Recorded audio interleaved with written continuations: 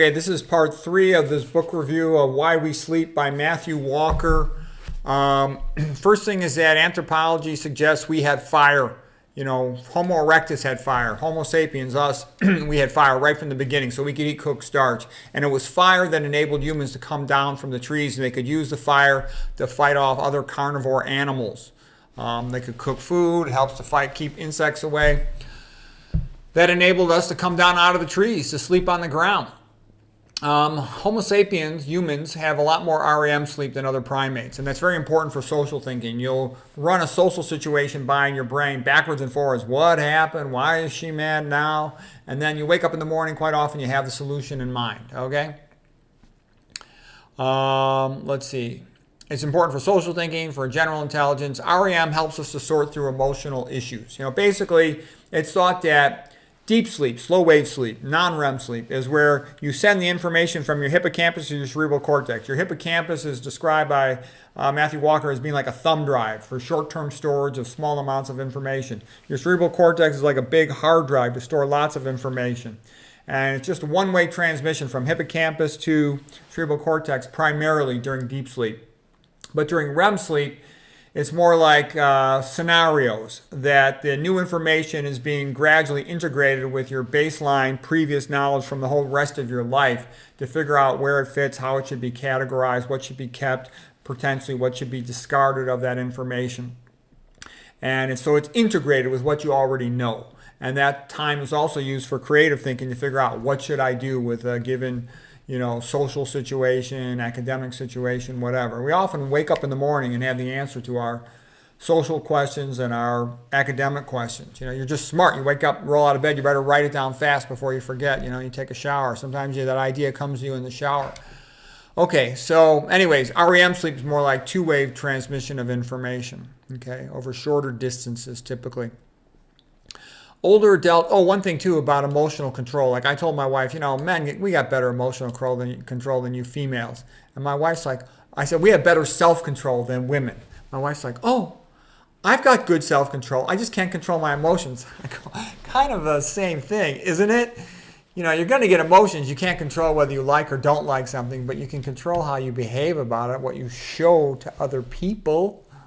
Men have to control their emotions more because if a man gets all angry and stuff, that's a big deal. They'll get in trouble. Men got this little emotional range, from here to here. Women got this big range. She can cry. A man can't cry. People think he's a wuss, okay? A man can't yell and scream and, throw shoes or people think he's out of control, A woman can do all those things, on a routine basis and it's just a big joke, okay?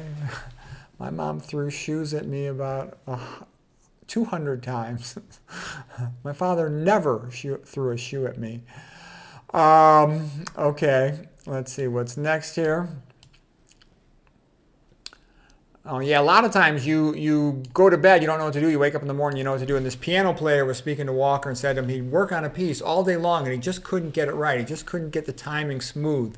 And then he'd wake up the next day after a good sleep and he could play the piece effortlessly. It's almost as if his long-term memory during REM sleep had sort of chunked it into more easy to remember components, and then he could handle it all. His working memory could handle it all once he had chunked it. Chunked it means to put smaller pieces into one big piece so it's easier to keep track of them. As adults get older, especially men, their sleep is more fragmented. They wake up more to void. In men, it's thought to often be due to an enlarged prostate, but it could be due to more than that. It could be due to something called micromercurialism. If the man has mercury amalgam, silver fillings, or half mercury, they can leak a little mercury at night, and that could irritate the bladder and make them have to void more often. It's just thought to be the way it is. Good to avoid drinking water the last couple hours, going to bed, and really wet foods like oatmeal. I'll eat oatmeal for breakfast or lunch back in the days when I used to eat breakfast and lunch, but I don't eat it anymore if I'm only eating dinner because it's too wet. I'll be waking up to sleep a lot if I eat late. Sleep efficiency is percent of sleep opportunity time actually spent sleeping. So if you go to bed, you're in the bed 8 hours and you sleep 8 complete hours, that's 100% efficiency. If you only sleep half of that, 4 hours, that's 50% efficiency. And as people get older, they tend to have less sleep efficiency, more time waking up to go to the bathroom, for example. Let's see. Old people are vulnerable, some of them, to falling when they wake to void. So you want to have a clear path to the bathroom, remove obstacles. Okay, potentially have things to hold on to as one walks towards the bathroom. Have just a tiny bit of light that enables you to navigate to the bathroom, maybe from a red alarm clock. But you shouldn't look at the alarm clock, because then your brain starts getting activated to calculate time before waking, and that has a little bit of a waking effect in and of itself. Big reasons for falling in old people is their hypertension is overtreated. Like we talked about, why do you have high blood pressure? To get blood to the top of your brain. So it's better to fix your appetite than take a pill. Because if you overtreat that hypertension, as many people do, they're prone to fall. And I can tell you, it's one of the most common indications for a head CT at night. Old guy fell, hit head. Old guy fell, hit head. And early in the morning, old guy comes in, he fell, hit head. BHT, blunt head trauma. They're almost never positive. In my many decades of looking at brain CTs for old guys who fell and hit their head when they fell in the daytime or going to the bathroom at night, whatever, and most commonly from overtreated hypertension, I'd say about 1 out of 250, maybe 1 out of 300 is positive for a bleed with the standard history of old guy fell, hit head. Okay, yeah, you can sometimes see a subdural hematoma. Usually it's a tiny little one. You can sometimes see a convexity subarachnoid hemorrhage.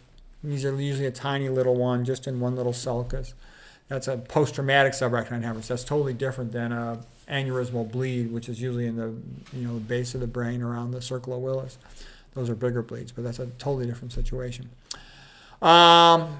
If you sleep before and after you study, you're going to learn better. A well-rested mind learns better. Matthew Walker describes hippocampus as being like a thumb drive, and he said, especially like later in the day, maybe in the afternoon, that's partly why you burn out a little bit, you fade a little bit, is your hippocampus is getting overloaded. I don't know for sure how much it gets overloaded. Certainly, you can have too much information at once. It takes time to get it into your brain effectively and associate it with other things that you know. But sleeping before and after study makes you smarter. Also, I know if I take a nap and then I lift weights in the afternoon, I'm stronger after taking that nap. So I like taking that nap. I get better workouts after a nap. Anyways, that's it for part 3 from the book. I got to have at least one more part. I hope you're finding this helpful.